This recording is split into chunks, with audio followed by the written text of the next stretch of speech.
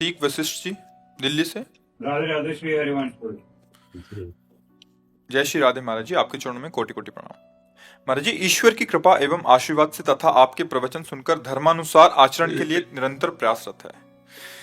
प्रारब्धानुसार यदि कोई बड़ी सांसारिक समस्या सामने आती है और पूर्व जन्म का कर्म मानकर ये विषय हरि जी को समर्पित कर दिया, तब भी क्या ये हमारा कर्तव्य है कि उसके निवारण के लिए कानूनी कार्रवाई आदि कर्म करते रहे? हाँ, करते रहो, ये कर्तव्य और है। ऐसा करने उसके हटाने का प्रयास भी करना चाहिए। कायर बन के नहीं बैठने के लिए कहा गया है। जैसे हम प्रयासरत हैं। जब कंस को आकाशवाणी हुई कि जिस बहन को आप बड़े प्यार दुलार से रथ में बैठाल कर विदा करने के लिए ले जा रहे हो, इसी के गर्भ से जो 8वीं संतान प्रकट होगी वो तेरे मृत्यु का कारण बनेगी।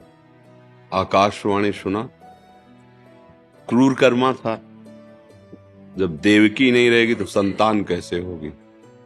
जिसका अभी इतना प्यार दुलार से रथ पे बैठाल कर विदाई करने के लिए ले जा, केश पकड़ ले, तलवार खींची, वसुदेव हाथ जोड़कर बोले आपको ऐसा नहीं करना चाहिए।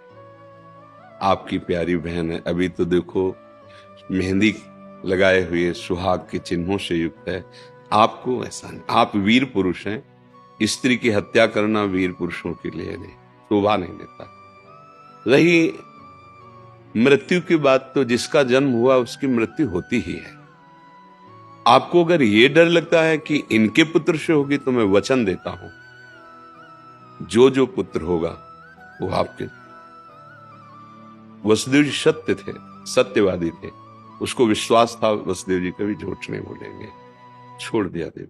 तब उस प्रसंग में कहा है कि आयु हुई मृत्यु से बचने और टालने का पूरा उपाय करना चाहिए। जब नहीं बच पाए तो बात अलग की। ऐसी हुई आए हुई विपत्ति का, आए हुए संकट का जो हमें ज्ञान है, जितनी हमारी बुद्धि है, जितना हमारे पास बल है, उससे हम निवृत्त होने का पूरा उपाय करेंगे। प्रारब्ध को लेकर नहीं बैठ जाएंगे फिर असफल हो गए।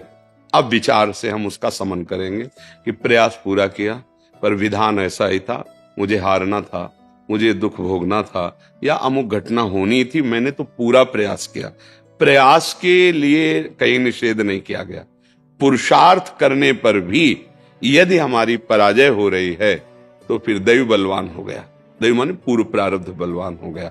अब ऐसा नहीं कि कोई हमारे साथ अभद्र व्यवहार कर रहा है तो हम चुपचाप सहन कर रहे हैं, नहीं, हम उसको कानून, एक विधान बनाया गया है, हम उसकी रिपोर्ट करेंगे। इसके बाद वो दंडित नहीं किया जा रहा, छोड़ दिया जा रहा है, तो हम सहन करेंगे कि शायद हमारा प्रारब्ध ही ऐसा है, वो पर हम उसका विधान करेंगे। अब कोई हमारे मारने के लिए आया तो गर्दन थोड़ी ऐसे झुका देंगे। हम गृहस्थी में हैं, व्यवहार में हैं, हम लड़ेंगे। जब नहीं जीत पाएंगे, गर्दन उतार देगा तो बात अलग की है। सिद्धांत को समझना होगा, नहीं तो मतलब फिर चूक हो जाए, कायरता आ जाएगी। फिर कायरता नहीं आनी है। परिणाम पर हमें ध्यान देना है। परिणाम में, सुख दुख में, लाभ हानि में, जय पराजय में समान रहना है। लेकिन कर्तव्य में हमें उदासीन नहीं हो जाना। कर्तव्य में हमें कायरता रूपी दोष से युक्त नहीं हो जाना है। कर्तव्य आया है तो हमारे जो बुद्धि में प्रकाश दे रहे हैं भगवान, उसके अनुसार हम प्रयास करेंगे। सफल हो जाते हैं तो हर्ष नहीं, क्योंकि भगवान का बल था, और हार जाते हैं तो शोक नहीं, क्योंकि प्रभु का विधान था।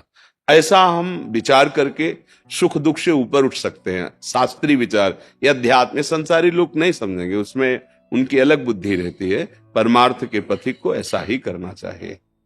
समझ में आया जी?